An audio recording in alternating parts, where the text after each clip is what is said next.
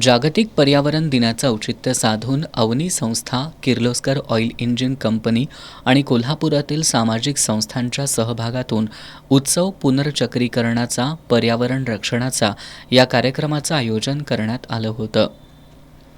राजर्षी शाहू स्मारक भवन इथं हा कार्यक्रम आयोजित करण्यात आला. पर्यावरण अभ्यासक डॉक्टर जय सामंत यांनी सध्या कचऱ्याची समस्या गंभीर होत चालली असल्यानं टाकाऊपासून टिकाऊ याबाबत जनजागृती करण्याची गरज असल्याचं सांगितलं. एखादी वस्तू पुन्हा पुन्हा वापरणं यालाच पुनर्चक्रीकरण म्हणतात. याला प्रोत्साहन देण्याची गरज आहे. स्वच्छता म्हणजे श्रीमंती हा आपला गैरसमज आहे. भूतानसारखा गरीब देशसुद्धा स्वच्छ आहे, कारण तिथल्या लोकांची मानसिकता तशी आहे. तशी मानसिकता आपल्या इथं दिसून येत नाही, अशी खंत त्यांनी व्यक्त केली.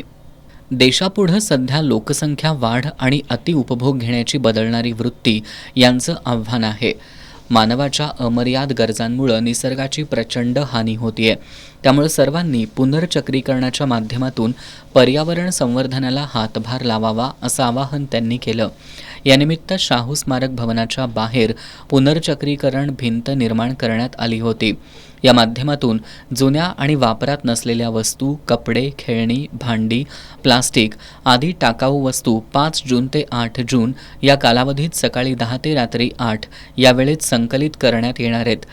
यावेळी पर्यावरण अभ्यासक डॉक्टर मधुकर बाचोळकर, महाराष्ट्र प्रदूषण नियंत्रण मंडळाचे क्षेत्रीय अधिकारी doctor Rohidas Matkar, Kirloskar oil engine कंपनीचे HR वीरेंद्र गायकवाड, हरीश सेवे, अवनी संस्थेच्या अध्यक्ष अनुराधा भोसले, उपाध्यक्ष संजय पाटील, निगवे गावच्या सरपंच दीपाली चौगुले, सुशीलाताई साबळे, अवनीचे प्रकल्प समन्वयक जैनुद्दीन पन्हाळकर, वनिता कांबळे, साताप्पा मोहिते यांच्यासह कचरा वेचक महिला मोठ्या संख्येनं उपस्थित होत्या.